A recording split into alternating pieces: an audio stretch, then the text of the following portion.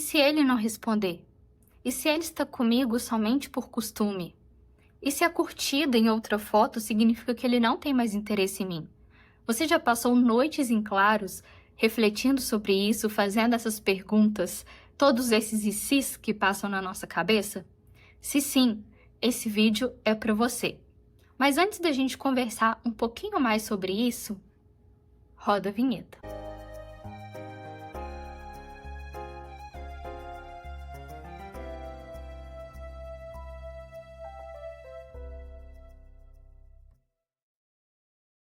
Olá, meu nome é Franciele Santos, sou psicanalista, sou especialista em relacionamentos amorosos e empoderamento feminino e hoje a gente vai conversar sobre ansiedade nos relacionamentos. Antes da gente começar a conversar um pouquinho mais sobre o assunto, gostaria de pedir para que você já curta, já compartilhe esse vídeo e também para que se inscreva e ative as notificações, que é muito importante para que a gente consiga permanecer com esse trabalho aqui no YouTube, tá bom? Então, vamos lá ao que interessa, né? Então, no consultório, eu sempre escuto de muitas mulheres que são empoderadas no trabalho, bem-sucedidas, mulheres incríveis, que se sentem menores dentro do relacionamento, né? Quando o assunto é afeto, inclusive no relacionamento amoroso, ela se sente muito insegura. E será? Por que que isso acontece, né? É um pouquinho disso que eu quero conversar com você aqui nesse episódio, com um olhar psicanalítico e também te mostrar o início, né, de como sair dessa insegurança, como ter um relacionamento mais saudável consigo mesma e com o seu parceiro. É claro, né, gente, não é uma receita de bolo, mas são algumas dicas que a gente pode trazer aqui pra gente conversar. E se caso você sentir que é necessário uma ajuda mais especializada, mais voltada no seu caso, procure a terapia individual, a terapia de casal, né? Caso você esteja dentro de um relacionamento, que vai ser muito importante para você ou para vocês dois, né? Ou 3 ou 4, enfim, para quantas pessoas estiverem dentro desse relacionamento. A ansiedade, ela pode ser vista como um medo do futuro, né? Como algo interno que está ameaçado. Por isso que a gente vive tanto nesse si. E a gente começa a imaginar somente as coisas negativas que podem acontecer. E a gente vai colocando esse monte de caraminhola na cabeça e a gente não consegue viver realmente, intencionalmente o presente. A gente vive num futuro que muito provavelmente nem vai acontecer aquilo que a gente vai criando. E isso vai gerando uma angústia muito grande, vai desgastando o relacionamento. E às vezes o medo de perder aquela pessoa, o medo de não permanecer naquele relacionamento, acaba se tornando real justamente por essas inseguranças que essa pessoa vai colocando dentro do relacionamento, inclusive até mesmo através da autossabotagem, que eu vou explicar um pouquinho mais pra frente aqui, exatamente como que isso funciona, a questão da própria autossabotagem da pessoa que é insegura, apesar de parecer contraditório. Então, vamos pensar aqui numa analogia.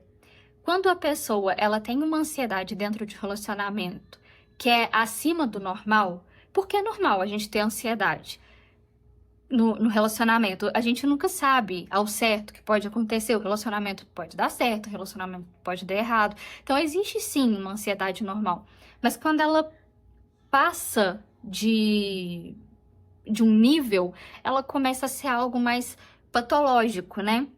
Então, é como se a gente visse a realidade através de um filtro no qual a gente vê-se a realidade como ela não é. A gente fantasia essa realidade, né? A gente cria questões que realmente não existem.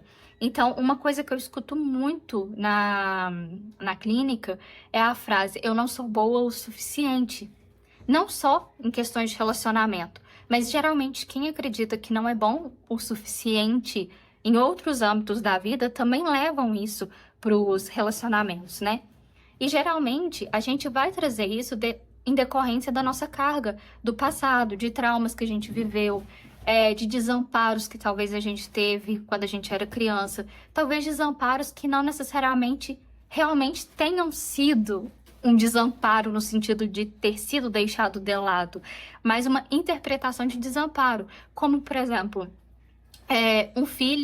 uma mãe demorou a amamentar o filho porque estava cuidando do outro.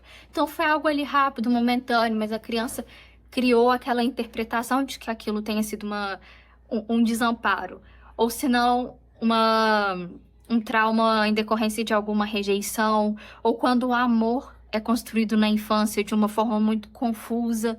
Então, tudo isso faz com que a pessoa fique muito hipervigilante, porque ela acredita que o amor é confuso, ela acredita que ela não é merecedora de ser amada. Por isso que o processo terapêutico é tão importante, para a gente entender o que aconteceu e para que a gente dê novos significados a isso. Não apagar o passado, mas entender o que realmente aconteceu, entender as nossas interpretações, entender que o que aconteceu no passado não é necessariamente o que está acontecendo agora. Por mais que possa parecer, por mais que isso gere um gatilho, não é a mesma situação, né?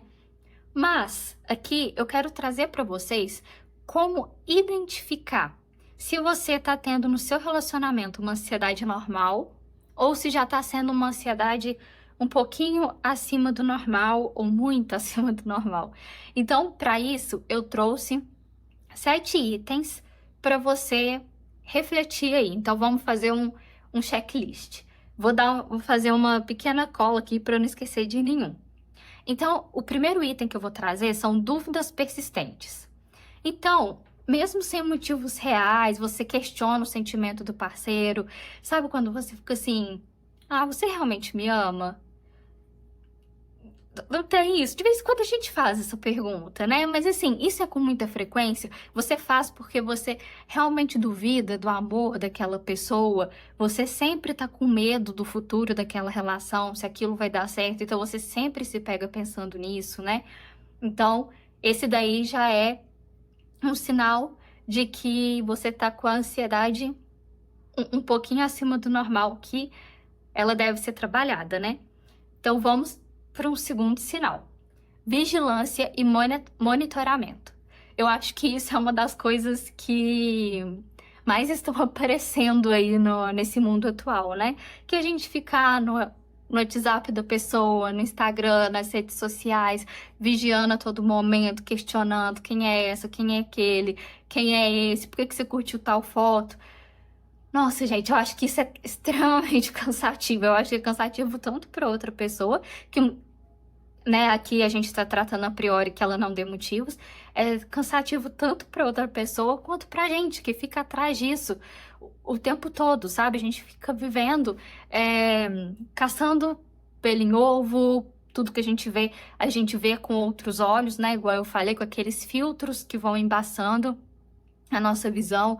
Então a gente às vezes não enxerga a realidade, não aumenta, né? É claro, se você tá sentindo, a gente tem que validar os nossos sentimentos, mas a gente tem que olhar para dentro de si mesmo e tentar entender se esse sentimento que você tá sentindo, ele realmente condiz com a situação, né? O que que tá acontecendo? Por que que eu tô sentindo isso? Porque eu tenho essa gana, essa necessidade de ficar olhando o tempo todo o WhatsApp, as redes sociais do meu parceiro. Será que isso tá sendo saudável pra mim? Antes de perguntar se tá sendo saudável pra ele ou até pro relacionamento em si, mas será que isso tá sendo saudável pra mim? E eu acredito que se você for pensar bem, você vai ver que não tá sendo saudável pra você, porque o nível de ansiedade que você deve estar sentindo, o nível de angústia, eu ia falar que o nível de angústia deve estar te angustiando muito, mas assim, deve estar sendo muito prejudicial a você no seu dia a dia, né? Uma outra questão é a necessidade de confirmação. Então, você também faz essas perguntas repetitivas, né? Está tudo bem entre nós? Entra um pouco também naquela questão das dúvidas persistentes que eu falei inicialmente. E quando o parceiro responde, não, tá tudo bem, você sente um alívio, só que é um alívio momentâneo, porque no fundo você não acredita nisso, você não se acha merecedor, né? Então você sempre tá na dúvida se realmente esse relacionamento vai pra frente, se essa pessoa gosta de você. Então você precisa sempre desses questionamentos e dessas confirmações. Um outro ponto para você ver aí se é sim ou não na sua checklist, são pensamentos obsessivos. Então você fica pensando, ruminando, sabe?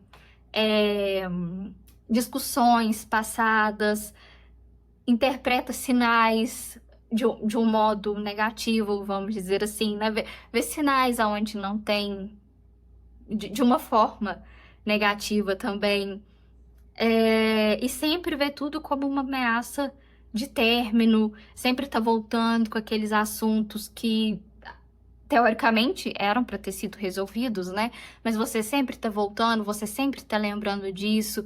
Então, todo aquele sentimento de quando vocês tiveram determinada discussão, quando aconteceu alguma coisa no passado, todo aquele sentimento ele vai voltando e isso vai juntando com outras experiências, porque a gente vai tendo várias discussões, várias brigas, isso vai juntando, e chega um momento que isso fica extremamente insustentável dentro da gente. Como tudo isso fica insustentável, a gente também pode ter sintomas físicos.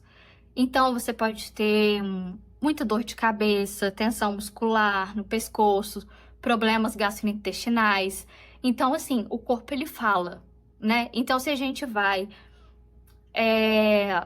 se a gente não sabe lidar com os nossos afetos, o corpo vai colocando para fora em forma de sintoma. Tem uma outra questão que é a autossabotagem. Essa questão foi o que eu dei uma pincelada anteriormente e muitas vezes parece até contraditória. Só que a pessoa ela tem tanto medo de ser rejeitada que ela não consegue às vezes se apegar a uma pessoa, ela não consegue permanecer no relacionamento. Quando começa a ficar sério, ela foge, porque ela tem medo do abandono, do desamparo. Então é muito mais fácil que ela vá embora do que o outro deixá-la.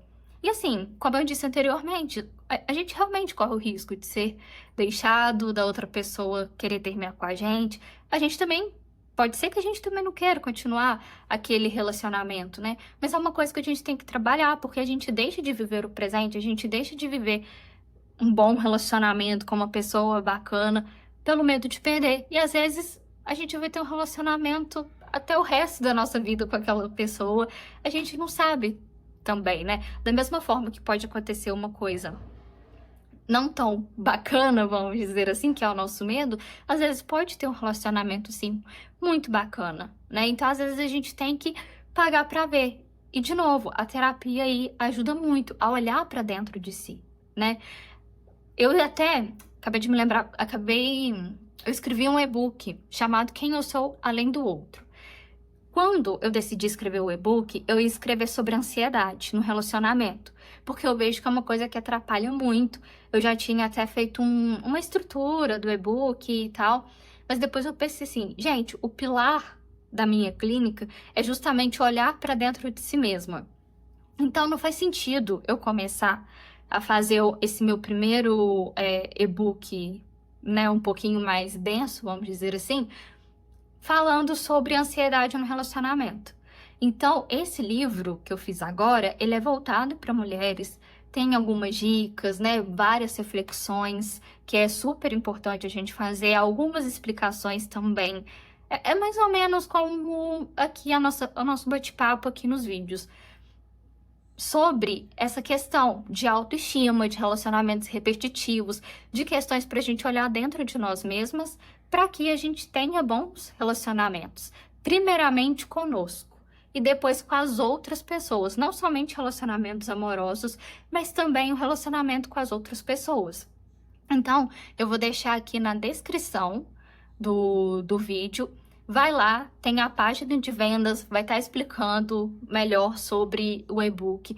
Eu acho muito importante dar uma lida nele e depois você decide se você quer iniciar um processo terapêutico, se você acha importante essa ajuda mais individualizada, que eu acho, sim, fundamental para que a gente tenha bem-estar, qualidade de vida e relacionamentos saudáveis. E agora eu vou falar o nosso sétimo sinal de que você está sendo ansiosa no seu relacionamento, que é a perda de identidade. Então, sabe quando você fica tentando fazer de tudo para agradar aquela pessoa, você tem medo de falar determinada coisa, tudo você fica pensando, será que eu faço isso? Será que eu ajo desse jeito? Será que se eu fizer isso ele vai preferir? Será, sabe? Tudo é será? Gente, isso é cansativo demais. E eu falo isso porque eu já vivi isso. O meu primeiro relacionamento eu era assim. E eu não posso colocar a culpa no meu ex nessa questão, porque ele era uma pessoa muito gente boa e tal.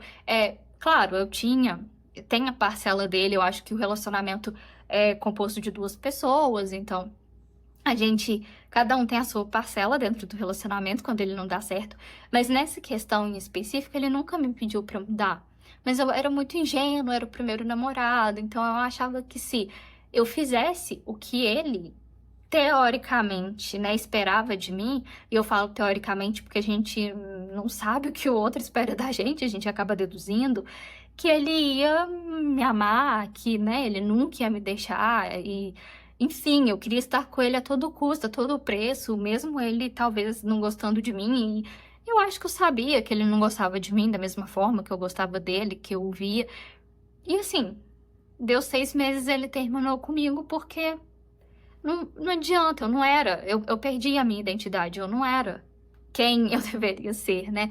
Então, depois disso, eu falei, não, eu não vou fazer isso mais.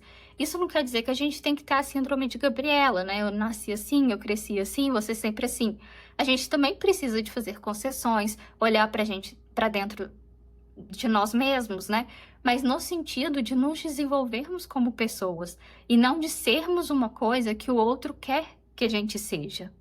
Então, se você percebeu que você tem a maioria desses sinais, ou esses 7 sinais, ou se você tiver na dúvida de alguma outra coisa que te angustia, se você quiser saber se isso tem a ver com ansiedade dentro do relacionamento, escreve aqui ou me manda no direct através do Instagram, que eu também vou deixar aqui na descrição, que aí a gente conversa um pouco a respeito disso.